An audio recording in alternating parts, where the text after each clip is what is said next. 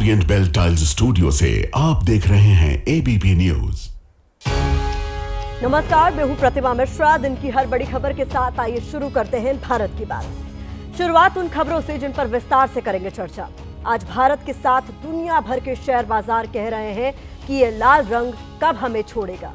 आज निवेशकों के लाखों करोड़ों रुपए झटके में स्वाहा हो गए। तो क्या देश दुनिया में मंदी आने वाली है? आपको दिखाएंगे। क्या यह नुकसान सिर्फ शेयर बाजार तक सीमित रहेगा या नौकरी पेशा लोगों पर भी इसका असर होगा? अमेरिका में मंदी आई तो हमारे देश में नौकरियों पर कैसा संकट आ सकता है? सरल भाषा में इसका संपूर्ण विश्लेषण आपके लिए होगा। राहुल गांधी आज बिहार के दौरे पर थे। यहां उन्होंने पलायन रोको रोजगार दो पदयात्रा में हिस्सा लिया। 4 महीने में राहुल के 3 बिहार दौरों का मतलब क्या है, ये खबर भी आपको दिखाएंगे। और कैसे एक जिद ने दुनिया भर के निवेशकों का दिवाला निकाल दिया। आज इसी पर होगी हमारी स्पेशल रिपोर्ट, ट्रंप की जिद, रात 8:30 बजे। तो चलिए सबसे पहले बात उस डर की करेंगे जो आज हर भारतीय महसूस कर रहा है। इस डर के केंद्र में एक आंकड़ा है, 19 लाख करोड़। इस आंकड़े में इतने जीरो लगे हैं कि एक बार सही से गिनने में भी आपको मुश्किल हो सकती है। यह शुरुआती 10 मिनट में ट्रंप की टैरिफ वॉर की वजह से भारतीय बाजार को हुए नुकसान का आंकड़ा है। हालांकि बंद होते होते बाजार थोड़ा संभला और निवेशकों के नुकसान का आखिरी आंकड़ा 14 लाख करोड़ रहा। यह भी कोई छोटी मोटी रकम नहीं है। यहां लेटेस्ट अपडेट यह है कि आज फिर अमेरिकी शेयर बाजार भी बड़ी गिरावट के साथ खुले हैं। अमेरिकी राष्ट्रपति डोनाल्ड ट्रंप के एक फैसले ने पूरी दुनिया के बाजारों को हिलाकर रख दिया। बाजारों के लिए आज का दिन ब्लैक मंडे साबित हुआ। आगे खतरा इससे भी बड़ा है, इतना बड़ा कि शायद उसके आगे ये नुकसान कुछ भी नहीं है। ट्रंप के रेसिप्रोकल टैरिफ की वजह से दुनिया में जो ट्रेड वॉर शुरू हुआ है, उसके बाद लोग आपस में कुछ इस तरह की बातें कर रहे हैं। क्या दुनिया और देश में मंदी आने वाली है? क्या हमारी नौकरियों पर खतरा आने वाला है? कौन कौन से सेक्टर में नौकरियों पर ज्यादा संकट है? शेयर बाजार में मेरा इतना पैसा लगा है, उसका क्या करना चाहिए? मैं तो म्यूचुअल फंड में निवेश करता हूं, मैं क्या करूं? म्यूचुअल फंड का पैसा निकाल लें या फिर आगे निवेश होल्ड कर दूं? लगता है अब देश में महंगाई बहुत ज्यादा बढ़ जाएगी। बाजार का हाल देखकर इस तरह की तमाम बातें लोगों के मन में चल रही है। लेकिन ये डर और आशंकाएं कितनी सही है? क्या वाकई देश मंदी की तरफ बढ़ रहा है? देश का विपक्ष भी इसकी आशंका जता रहा है। बिहार के दौरे पर गए राहुल गांधी ने शेयर बाजार के घाटे को लेकर मोदी सरकार को कटघरे में खड़ा किया है। तो दूसरी तरफ समाजवादी पार्टी के अध्यक्ष अखिलेश यादव ने भी केंद्र सरकार की नीतियों को इसके लिए जिम्मेदार बताया है। तो मंदी की आहट से सियासत में आई तेजी का चैप्टर भी आपके लिए खोलेंगे। लेकिन पहले बताते हैं कि बाजार में गिरावट और मंदी की आहट के बड़े कारण क्या हैं। तो सबसे पहले यह जानना जरूरी है कि दुनिया को कौन सी आर्थिक बीमारी लगी है, तब जाकर इसके इलाज की बात की जाएगी। कहा जाता है कि अमेरिका अगर छींकता भी है तो उसका असर पूरी दुनिया पर पड़ता है। कुछ ऐसा ही ट्रंप की टैरिफ नीति की वजह से पूरी दुनिया के बाजारों को हुआ है। इस बड़ी गिरावट की जो वजह सामने आ रही है, उसके मुताबिक टैरिफ को लेकर डोनाल्ड ट्रंप का सख्त रवैया, उनका स्टैंड, चीन के जवाबी टैरिफ की वजह से ट्रेड वॉर की आशंका, ट्रेड वॉर की वजह से सप्लाई चेन के डिस्टर्ब होने का डर, सप्लाई चेन बिगड़ने की वजह से दुनिया में मंदी की आहट, क्रूड ऑयल, सोना, चांदी, इन तमाम वैश्विक सामानों की कीमतों में तेजी से गिरावट, पूरी दुनिया में महंगाई बढ़ने की आशंका। यह तो हुई बाजार की बात, लेकिन सिलसिला यहां रुकने वाला नहीं है, बल्कि बाजार के घाटे से होता हुआ यह हमारी और आपकी जिंदगी में घुसपैठ करने वाला है। इसकी एक पूरी चेन है। जैसे ब्लैक मंडे हुआ, आगे ब्लैक वीक की आशंका है, फिर मंदी की आहट है। ब्रिटेन जैसे देश डी ग्लोबलाइजेशन यानी दुनिया के देशों के बीच व्यापार, निवेश और आपसी निर्भरता में कमी जैसे सख्त कदम उठाने पर विचार कर रहे हैं। इसके बाद क्या होगा? दुनिया भर की कंपनियों को घाटे की शुरुआत होगी। यहां से नौकरी से छटनियां शुरू हो सकती हैं। लेकिन जिस व्यक्ति के फैसले से दुनिया में इतना सब कुछ हो रहा है, उसे इससे कोई फर्क नहीं पड़ रहा है। अमेरिकी राष्ट्रपति डोनाल्ड ट्रंप कह रहे हैं कि कभी कभी कुछ ठीक करने के लिए कड़वी दवा लेनी पड़ती है।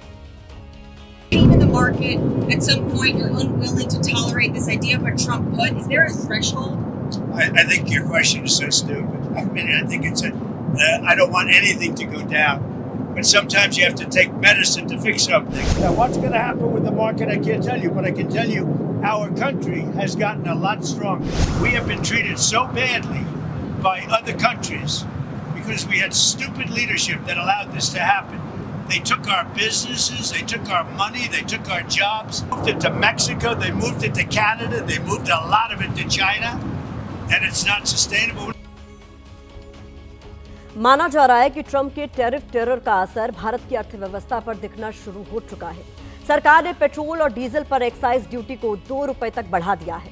हालांकि इसका असर अभी हमें और आपको मिलने वाले पेट्रोल डीजल की कीमतों पर नहीं पड़ेगा, सरकार की तरफ से ये कहा गया है। लेकिन आम आदमी को परेशान करने वाली खबर यह है कि आपकी रसोई का गैस सिलेंडर महंगा हो गया है। घरेलू सिलेंडर की कीमतों में 50 रुपए प्रति सिलेंडर का इजाफा हुआ है। अब एलपीजी सिलेंडर 803 की जगह 853 रुपए में मिलेगा। इससे इतना तो तय है कि सरकार के भीतर भी मंदी को लेकर चिंता जरूर पैदा हो रही है। ऐसे में अगर मंदी आई तो किस सेक्टर में कितना नुकसान हो सकता है, इसके बारे में भी अनुमानों पर आधारित हमारी अगली रिपोर्ट से आपको जानकारी मिलेगी।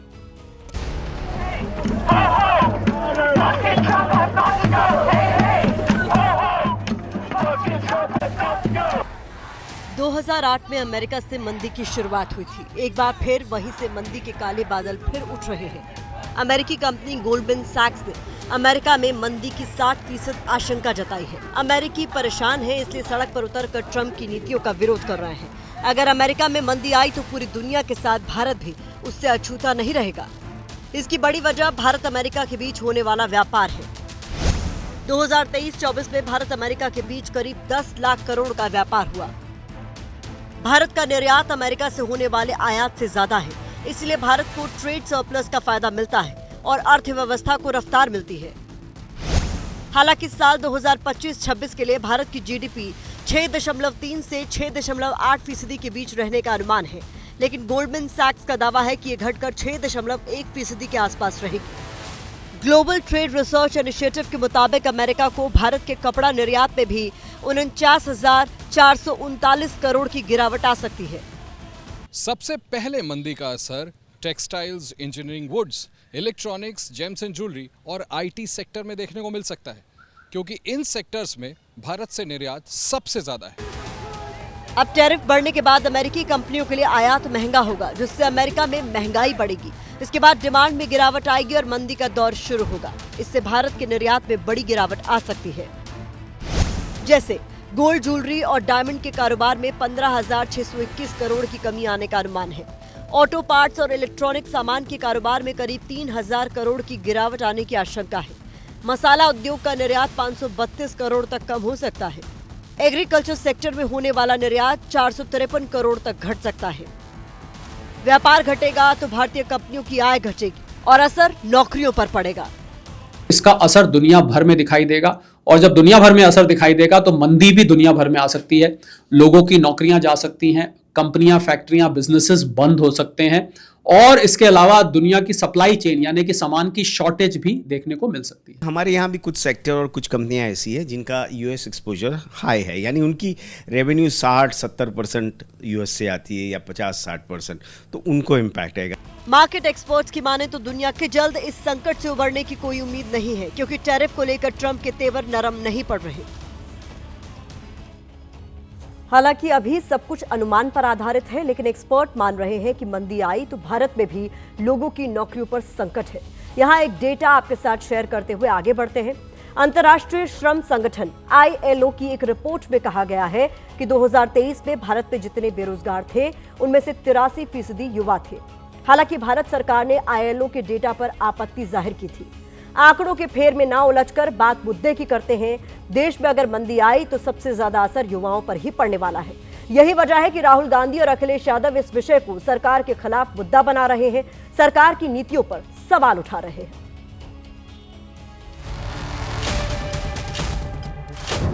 आपने देखा होगा अमेरिका के राष्ट्रपति ने स्टॉक मार्केट की धज्जियां उड़ा दी हैं, देखा होगा, देखा ना। इकोनॉमी बचाने का काम होना चाहिए। जो इकोनॉमी गिर रही है और अब संभलने वाली नहीं है, इसलिए नहीं संभलेगी कि जो अमेरिका जैसा देश आप पे इस तरह की पाबंदियां लगा रहा है। आपको अपनी इकोनॉमी बेहतर करने के लिए अमेरिका से कुछ सीखना पड़ेगा। आपको भी चीन पर पाबंदियां लगानी पड़ेंगी। ट्रेड वॉर चल रहा है, 26% टैरिफ लगाया है।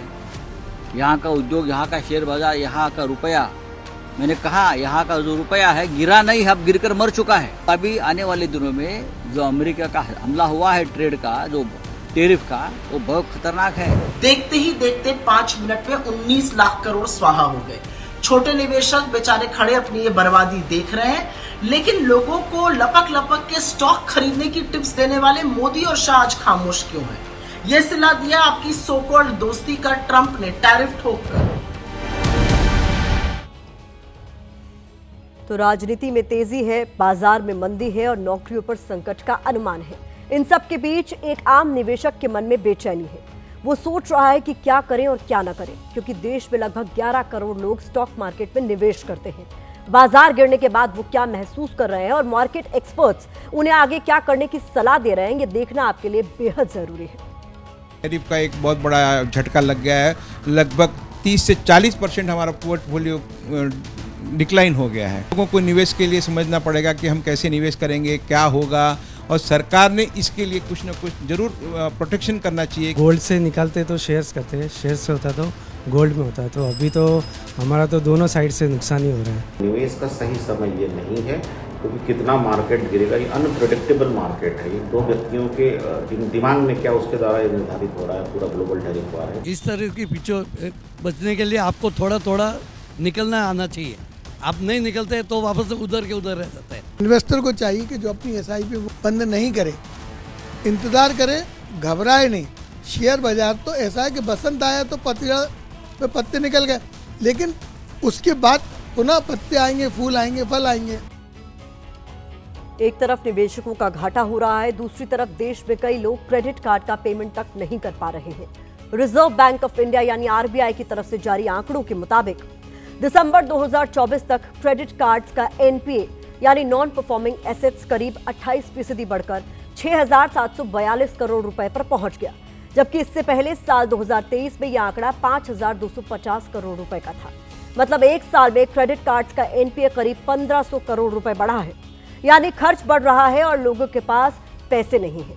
आखिर में हम यही कहेंगे कि अगर आप एक निवेशक हैं तो एक्सपर्ट्स की सलाह से ही आगे कोई कदम उठाएं। दूसरा, अगर आप नौकरी पेशा हैं तो खर्चों में कटौती करें और आर्थिक अड़चनों से निपटने के लिए खुद को तैयार रखें। आइए बढ़ते हैं आगे। आर्थिक गलियारों के बाद सियासी गलियारों का रुख करते हैं और बात राहुल गांधी के बिहार दौरे की करते हैं। कांग्रेस नेता राहुल गांधी ने आज बिहार का दौरा किया। एक तरह से उन्होंने पार्टी के चुनाव प्रचार का आगाज कर दिया। बिहार में इसी साल अक्टूबर-नवंबर में विधानसभा चुनाव होने हैं। चुनाव से पहले राहुल गांधी ने पार्टी कैडर में नया जोश भरने की कोशिश की है। आज राहुल गांधी बेगूसराय में चल रही कन्हैया कुमार की पलायन रोको नौकरी दो पदयात्रा में शामिल हुए। इसके बाद उन्होंने पटना में संविधान सुरक्षा सम्मेलन में शिरकत की और कांग्रेस कार्यकर्ताओं को संबोधित किया। राहुल गांधी की ये दो तस्वीरें बहुत कुछ कहती हैं। कांग्रेस बिहार को लेकर इस बार कितनी गंभीर है, ये इस तरह समझ सकते हैं कि अभी विधानसभा चुनाव में करीब 6-7 महीने का वक्त है, लेकिन पिछले 4 महीने में राहुल गांधी का आज तीसरा बिहार दौरा है। सवाल यह है कि क्या राहुल गांधी सोची समझी रणनीति के तहत बिहार में महागठबंधन के बीच बार्गेनिंग पावर बढ़ाना चाहते हैं? इस सवाल का जवाब आपको देंगे। पहले राहुल के संविधान सुरक्षा सम्मेलन की बात करते हैं। पटना के श्री कृष्ण मेमोरियल हॉल में राहुल गांधी ने एक बार फिर संविधान अपने हाथ में लेकर कार्यकर्ताओं को संबोधित किया। राहुल गांधी ने अपनी स्पीच में सावरकर, सच्चाई की लड़ाई, गरीब, आदिवासी, पिछड़ा वर्ग, महिला, सेकेंड क्लास सिटीजन और संविधान की बात की। राहुल गांधी ने संविधान सुरक्षा सम्मेलन को संबोधित करते हुए क्या कहा, पहले वो सुनिए, फिर आपको राहुल के बिहार दौरे के मायने समझाएं। जवाहरलाल नेहरू और महात्मा गांधी ये दोनों सच्चाई से मोहब्बत करते थे। क्या इसमें सावरकर जी की विचारधारा है? हो ही नहीं सकती, क्योंकि वो सच्चाई का सामना नहीं कर पाए। अंबेडकर जी ने दलितों की लड़ाई लड़ी। महात्मा गांधी की autobiography my experiments with truth, Mahatma Gandhi की autobiography my experiment with lies नहीं थी, जो शायद मोदी जी लिख पाएंगे। तो आज दिन भर राहुल गांधी और कन्हैया कुमार की पदयात्रा की तस्वीरें ट्रेंड होती रही। बेगूसराय में कांग्रेस नेता कन्हैया कुमार की पलायन रोको रोजगार दो पदयात्रा में राहुल गांधी सफेद टी-शर्ट में थे। करीब 3 किलोमीटर तक राहुल और कन्हैया कुमार साथ साथ चले। पदयात्रा में भारी भीड़ उमड़ी, जिसे कांग्रेस अपने लिए पॉजिटिव संकेत जरूर मान रही है, क्योंकि इसी साल बिहार में चुनाव है। बिहार में पिछले विधानसभा चुनाव में कांग्रेस 70 सीटों पर चुनाव लड़ी थी, जिसमें उसे 19 सीटों पर जीत मिली थी। ये तय है कि बिहार में कांग्रेस आरजेडी साथ मिलकर चुनाव लड़ेंगे, लेकिन ये तय नहीं है कि महागठबंधन में सीटों के बंटवारे के समय कांग्रेस को कितनी सीटें मिलेंगी। बिहार में राहुल जिस तरह से एक्शन में है, उसे देखते हुए यही कहा जा रहा है कि कांग्रेस कम से कम ऐसी स्थिति में आना चाहती है ताकि वो सीटों के बंटवारे पर अपनी बात मजबूती के साथ रख सके। राहुल गांधी का कन्हैया की पदयात्रा में शामिल होना इस कड़ी का हिस्सा माना जा रहा है। राहुल की यात्रा से विरोधी खेमे में भी खलबली है। वो इस यात्रा को पिकनिक यात्रा बता रहे हैं।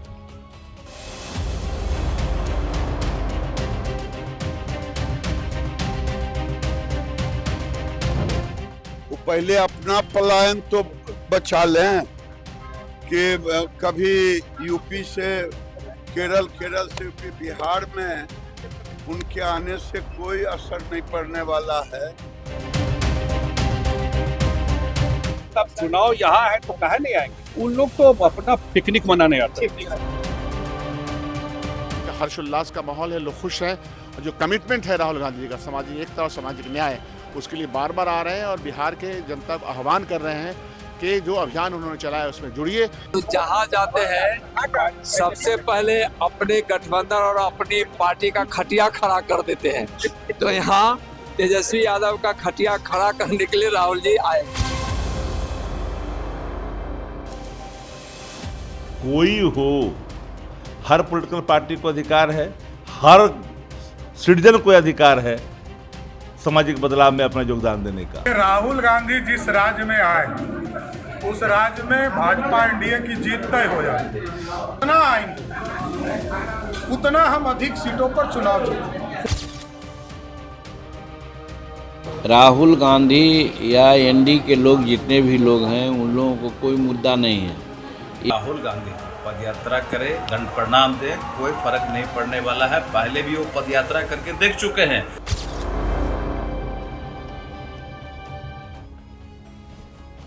अब सवाल है कि राहुल का बार बार बिहार आना और कन्हैया की पदयात्रा में शामिल होना, इसके सियासी मायने क्या हैं? अब इसके बारे में भी जान लीजिए। पहली अहम बात यह है कि राहुल की इस पदयात्रा से बिहार में कांग्रेस संगठन को मजबूती मिलने की उम्मीद है। दूसरा, राहुल गांधी की लगातार बिहार यात्रा इस बात का संकेत है कि कांग्रेस सम्मानजनक सीटें चाहती है। तीसरा, आरजेडी कहती रही है कि तेजस्वी युवा नेता है, ऐसे में कन्हैया को आगे करके कांग्रेस युवा वाला दांव भी चल रही है। चौथा, बिहार आकर राहुल गांधी अपने कार्यकर्ताओं का हौसला बढ़ा रहे हैं ताकि कार्यकर्ता पूरे जोश के साथ चुनाव में उतरे और पार्टी को फायदा हो। इसके अलावा वक्फ कानून के बाद जेडीयू के भीतर कलह दिख रही है। उसके कई मुस्लिम नेताओं ने इस्तीफा दिया है। ऐसे में राहुल गांधी सत्ता पक्ष की कमजोरी का फायदा उठाकर अपनी जमीन मजबूत करना चाहते हैं।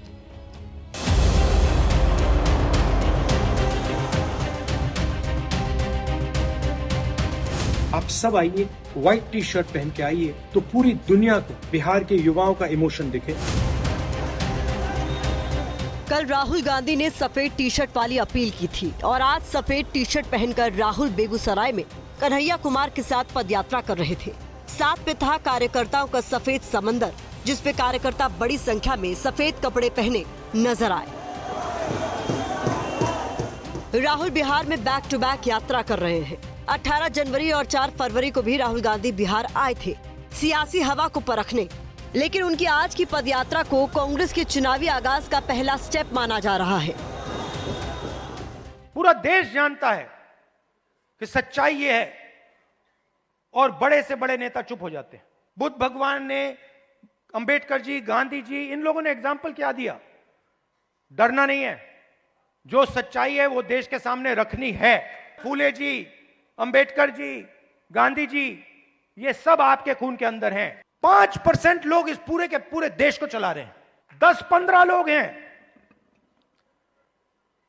जिन्होंने पूरे के पूरे कॉर्पोरेट इंडिया को पकड़ रखा है। राहुल जी को सम्मानित करें। बिहार में राहुल गांधी का फोकस अति पिछड़ा वर्ग, दलित और मुस्लिमों पर है। कांग्रेस को लगता है कि अगर इनका वोट मिल गया तो वारे न्यारे हो जाएंगे। बिहार में अति पिछड़ा वर्ग करीब 36.01% है। मुस्लिम करीब 17.70% और दलित करीब 19.65%। राहुल पदयात्रा में कदम ताल करते दिखे तो विरोधी भी विरोध का झंडा उठाकर खड़े हो गए। जेडीयू ने तो राहुल की यात्रा का टाइम भी नोट कर लिया। 24 मिनट के अंदर जो ये दर्द नौजवानों के लिए, बेरोजगार नौजवानों के लिए उनका बार बार उबल रहा था, वो कहीं ना कहीं वो 24 मिनटों में समाप्त हो गया और एक पाखंड और झूठ का पर्दाफाश भी बिहार की जनता के सामने हो गया। क्या इसमें सावरकर जी की विचारधारा है? कांग्रेस बदलाव के दौर से गुजर रही है। ऐसा लगता है कांग्रेस आलाकमान चुनाव से पहले सब कुछ बदल देगा। ऐसा इसलिए क्योंकि कांग्रेस बिहार में राजेश कुमार को नया प्रदेश अध्यक्ष बना चुकी है। राहुल कृष्ण अल्लावरू को बिहार का प्रभारी बना चुके हैं। कन्हैया को भी पार्टी एक युवा फेस के तौर पर आगे कर रही है। सवाल है कि कौन कितनी सीटों पर चुनाव लड़ेगा। आरजेडी 150 सीटों पर लड़ना चाहती है। अगर ऐसा हुआ तो सीधा नुकसान कांग्रेस का है। कांग्रेस की सीटों में कटौती हो सकती है। ऐसी स्थिति न बने इसलिए राहुल खुद एक्टिव है। राहुल गांधी की तरफ से जो बिहार पे ज्यादा फोकस किया जा रहा है, उसके पीछे कारण है कि वो आरजेडी पे ये दबाव बना के रखना चाहते हैं कि वो कम सीटों पे चुनाव के लिए रजामंद नहीं होंगे। लेकिन पिछले चुनाव में जिस तरीके का प्रदर्शन कांग्रेस का रहा है, उसको लेके तेजस्वी यादव नाराजगी भी जता चुके हैं। राजनीति में समीकरण बनते बिगड़ते रहते हैं। ऐसे में राहुल का ये बैक टू बैक दौरा कांग्रेस के कितना काम आएगा, ये तो समय ही बताएगा।